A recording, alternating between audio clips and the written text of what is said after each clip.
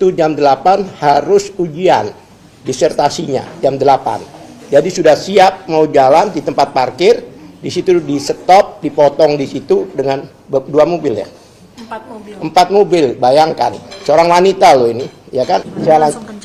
Saya lanjutkan ya. Saya yakin karena media selalu ikut ya, mengikuti dan membersamai kami di setiap langkah kami. Ya, di rumah sakit juga terlibat, seperti yang kita ketahui bahwa ada penangkapan-penangkapan yang sebenarnya tidak sesuai dengan prosedur, dengan tidak sesuai dengan ketentuan yang dilakukan oleh penyidik, dalam hal ini kepolisian Polda Metro Jaya, yang mana selama ini yang kita ketahui dan media sebagai saksi yang sering hadir pada saat mereka melakukan wajib lapor dan tidak pernah telat. Tiap minggu lakukan wajib lapor hampir 30 kali, dan setiap dipanggil kami hadir kooperatif. Tapi tiba-tiba pada hari Jumat pagi hari 19 Juli ada kejutan yang mengejutkan.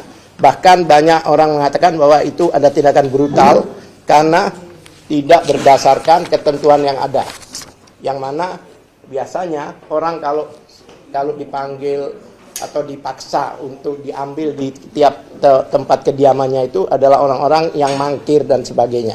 Dengan ini adalah kooperatif, sehingga dasar daripada penjemputan paksa yang dikatakan oleh kepolisian, karena hari itu dari pihak keluarga menelpon saya bahwa ada polisi datang pagi-pagi hari, datang ke tempat jam 6 pagi, yang mana Ibu Tiffany kebetulan hari itu jam 8 harus ujian disertasinya jam 8. Jadi sudah siap mau jalan di tempat parkir, di situ di stop, dipotong di situ dengan 2 mobil ya. 4 mobil, bayangkan. Seorang wanita loh ini, ya kan, yang tidak pernah melakukan tindak pidana kriminal. Seorang wanita yang selama ini melaksanakan hak konstitusinya dalam menguji satu dokumen publik. Kemudian saya tanya, telepon disambungkan, karena kami juga khawatir siapa mereka ini. Karena tidak berbaju polisi ya, berbaju preman. Sehingga pada waktu itu saya sendiri, saya minta berhubungan telepon dengan salah satu orang yang menangkap itu. Saya ingin memastikan, karena zaman sekarang ini kan nggak jelas apa benar gitu. Nah, kebetulan saya disambungkan dengan salah seorang penyidik, yang mana suaranya saya kenal, karena saya memang kenal, ya kan. Saya dihubungkan. Dan mereka itu bertutup muka, jadi pakai masker yang tebal gitu, tinggal matanya saja, kan ngeri juga kan. Kalau memang ini resmi dan sebagainya, kenapa harus menutup mukanya dan sebagainya gitu loh, ya kan. Bahkan kemarin dinarasikan mereka ini ditangkap dan diambil di tempat parkir. Kemudian ada yang menarasikan bahwa kenapa datang, karena untuk penggeledahan. Kok penggeledahan kan di rumah, bukan di tempat parkir. Dan seharusnya kalau memang itu penggeledahan, kan diajak balik untuk ke tempat kejadian. Ini tidak. Kemudian kami tanya, apa-apaan ini? Kenapa kok pagi-pagi disatroni lah istilahnya? Jawabannya tugas atasan, arahan, perintah atasan. Untuk apa? Untuk penjemputan paksa. Kami lakukan upaya paksa. Kami kaget banget. Upaya paksa itu biasanya dilakukan jika orangnya mangkir, dipanggil 3 kali dengan layak, itu 3 hari seharusnya. Memang jika tidak hadir, baru ada apa yang dikatakan penjemputan paksa, ya kan? Dan penjemputan paksa itu biasanya karena hal-hal yang sifatnya, 1, takut melarikan diri, 2, menghilangkan barang bukti. Bukti apa lagi? Udah ratusan bukti yang mereka punya, 130 saksi, ya kan? Bukti apa? 709 itu surat, Mbak. Ya. Tapi di yang lain-lainnya itu 17 item. Itu baru 1 surat itu. 709 bukti. Itu kalau kita hubungkan dengan alat bukti, walaupun 1 juta barang bukti, itu baru 1 alat bukti. Iya kan? Itu dikatakan, kenapa demikian? Karena penangkapan ini dilakukan untuk mempersiapkan pelimpahan tahap 2. Nggak ada aturannya di KUHP.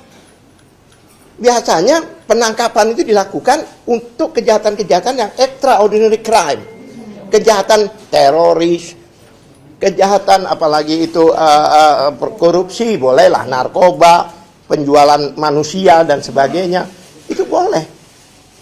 Ini pasal yang dikenakan adalah pasal yang di bawah 5 tahun, pencemaran nama baik, tapi seolah ada satu peristiwa besar yang harus dilakukan. Hal itu tidak ada aturan menyatakan hanya untuk persiapan penyerahan P21 tahap 2. Menyerahkan gini aja. Padahal kalau kita ditelepon kita datang. Satu. Itu dalam 3 hari itu ada drama yang benar-benar drama tragis menurut saya. Drama yang luar biasa. Nah, pada waktu ditangkap, dibawa ke sana, diperiksa oleh kedokteran seharusnya. Biasanya dokternya hadir ke situ. Tapi orang-orang ini malah dibawa ke iya, ke polisi, ya kan? Dibawa ke polisi dan pada hari Minggunya, yang mana hari Senin paginya, itu rencananya jadwal jam 8 sudah dicerahkan, itu jam 11 malam datang segerombolan orang dari kepolisian untuk mengambil. Padahal kurang berapa jam, yang harusnya langsung dilimpahkan ke kejaksaan. Jadi dipaksa diambil dalam posisi masih diinfus. Lemah. Diambil. Karena pada waktu itu kami juga tahu undang-undang, tahu hukum, bahwa itu bertentangan dengan undang-undang kesehatan maupun peraturan menteri dan sebagainya. Tidak boleh ada memulangkan pasien di malam hari. Apalagi dalam keadaan yang belum dikatakan oleh dokter yang menangani itu boleh dipulangkan. Kami bertahan itu. Sehingga mereka sudah melebihi jam 12, yang mana sudah di luar surat tugasnya, kan tugasnya kemarinnya. Maka mereka balik. Pagi-pagi mereka datang, 6:30 kalau nggak salah jam 6, akan diambil dibawa ke Polda Metro. Nah, kami ikuti sampai di sana. Kemudian dari Polda Metro, mereka diminta untuk pakai baju oranye. Bayangkan, ini adalah orang yang melakukan hak konstitusionalnya. Adalah orang yang mengkaji ijazah publik. Baju oranye bahkan diborgol. Bayang nggak? Kemudian dibawa ke kejaksaan. Alhamdulillah, jaksa objektif. Dan jaksa nampaknya tidak mau dijadikan bemper untuk melanjutkan penahanannya. Jadi sampai di sana dievaluasi sama jaksa, dan seperti alasan jaksa waktu dia podcastkan, kenapa mereka ini ditangguhkan penahanannya, itu dengan alasan satu, ini sudah merupakan isu publik. Kan sidang ini bakal bertahun-tahun loh. Anda tahu nggak? 1,5 meter itu BAP. Pada waktu mau dilihat itu digotong 4 orang. Seperti bawa jenazah gitu. Itu tempat, bayangkan. Segitu panjangnya. Digotong. Butuh waktu bertahun-tahun ya. Iya. Saya juga heran apa ini, aku bilang. Membuktikan satu surat dengan bukti setinggi itu. Saya ukur dengan tubuh saya waktu itu, saya kalah tinggi gitu. Nah, disitulah jaksa objektif katakan ini sudah merupakan isu publik dan jaksa tidak mau dibully oleh rakyat, oleh masyarakat seperti apa yang dilakukan terhadap kepolisian oleh rakyat Indonesia. Nah, itu salah satu alasannya. Kedua, dengan dokumen segini pasti akan melewati masa tahanan.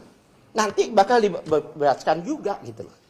Maka dengan diminta kami sebagai penjamin, lawyer-lawyer ini dan keluarganya, kami buatlah jaminan itu. Kami buat jaminan itu mengatakan tidak akan lari. Dan tidak akan lari, ngapain lari? Wong kami nggak ada salah kok. Nah, kemarin digaungkan juga oleh grupnya, lingkarannya Jokowi itu, jaksa mengajak restoratif justice. Saya akan tanyakan, bagaimana sih? Dia baca KUHP baru nggak? Apalagi untuk delik aduan seperti ini, aturannya memang harus didamaikan. Baik itu penyidikan, ya kan, bahkan penuntut, bahkan di persidangan pun hakim berhak menanyakan, Anda mau damai apa tidak?